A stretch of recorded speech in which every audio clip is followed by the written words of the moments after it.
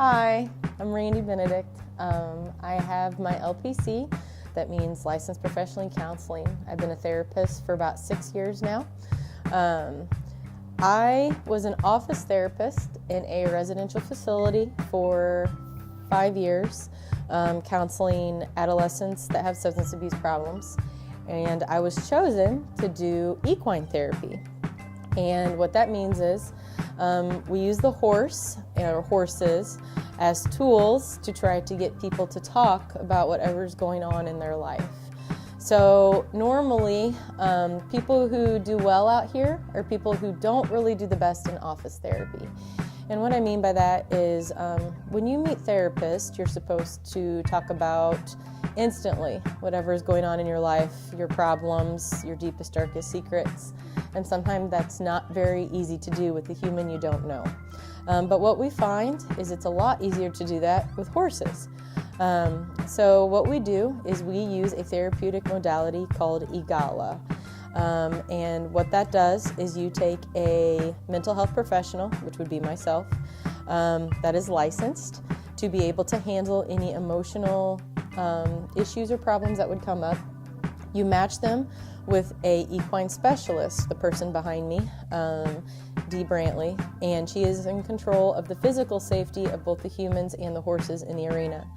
And then you have the horse. So for instance, if you, whoever's watching this, would come out for a first session with me, there would be 3 animals in the arena, and you'll see the arena later.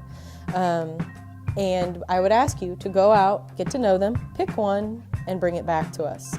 You would go out and you would do that. Let's say that you would pick our Palomino, but we would not say Palomino. We would pick the blonde horse out there, and he would follow you back to us. I would point that out and I would ask you, why is that horse following you? And I've gotten a ton of answers. I've gotten because it likes me, it's because it needs me, it's because I need it, it's because I need a friend, it's because I've been abused and it knows I need to talk. We've gotten a lot of answers. Let's say the horse would not follow you. I would ask, why do you think the horse didn't follow you? And I've gotten a lot of answers from that. It knows I do drugs. It knows I'm a bully. It knows I have anger problems. It's scared I'm going to hurt it. It has trust issues. It doesn't like me. So the horses are tools for the humans to be able to talk a little bit more about their problems and what's going on. Difference between office therapy and this therapy is I don't analyze, I don't interpret, it's all client-centered. The client figures out the solutions to their own problems without any human interaction. So it works because the human's coming up with its own solutions without somebody else having to guide it. So it's its own solution.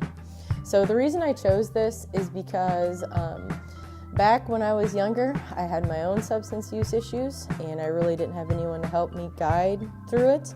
And I kind of had to figure it out on my own. And the reason I chose this direction is because maybe with my guidance and now with the animals, I can be that person that I probably needed back in the day.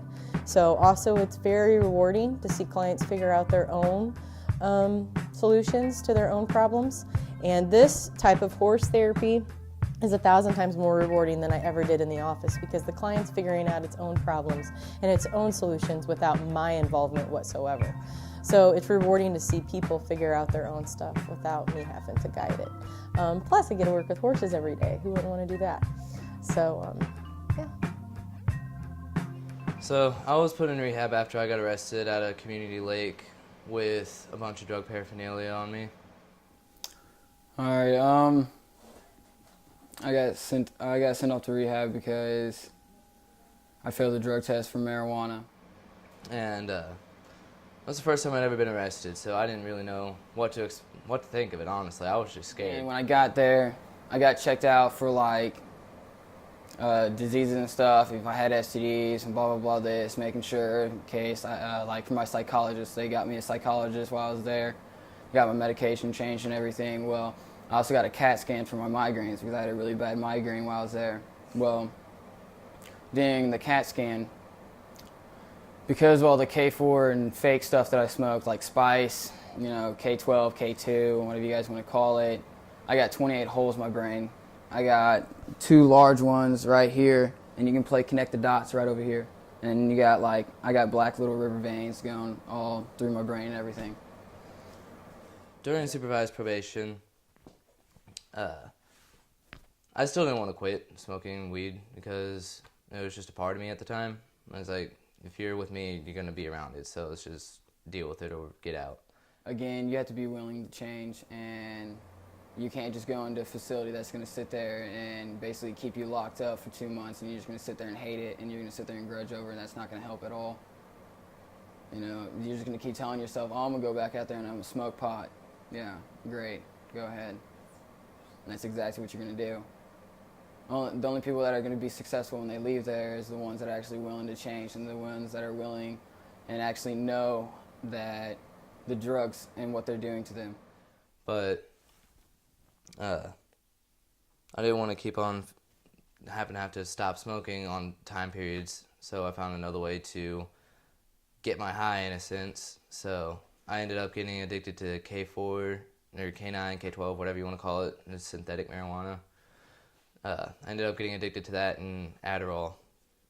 And one day, whenever I was just completely sober, I just thought to myself, I was like, I'm really getting addicted to this stuff, and that's not what I'm about. So the next day, I went to my juvenile officer and I said, hey, I'm going to be honest with you. I'm getting addicted to K4 and pills and all that other stuff right now. So remember whenever you told me I might end up getting sent to rehab if I were to fail a drug test, but I could still go voluntarily if I wanted to? And he said, yeah. So I told him what all was going on, and he agreed to call a facility and see if he could find me a bed so that way I could go to rehab. So like right now I'm making straight A's. I got promoted to 2 different grades. I'm almost graduated. I'm probably graduating next year, first semester. And if anything, then I can probably get into like 2 different career center classes, and because all I have left is elective classes because I already got all my core classes done. And I'm holding a record right now for the most credits ever earned, for real. You just have to put forth effort to get through life.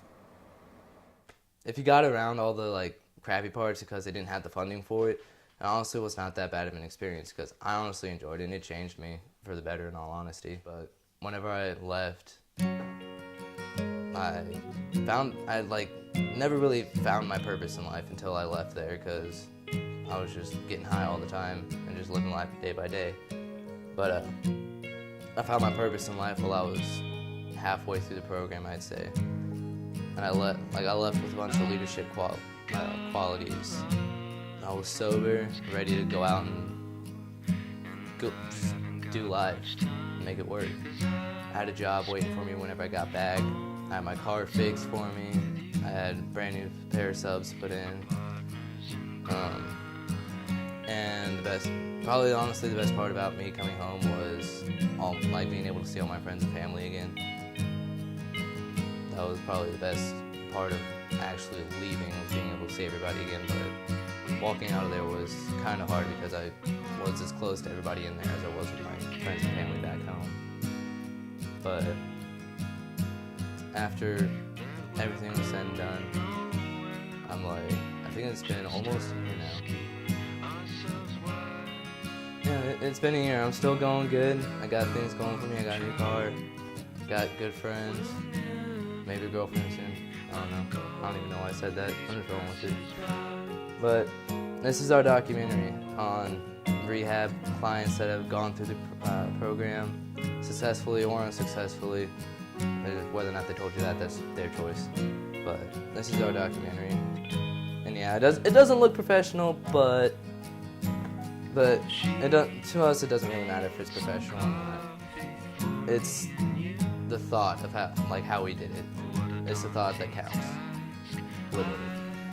So hopefully you enjoyed this, and hugs are bad.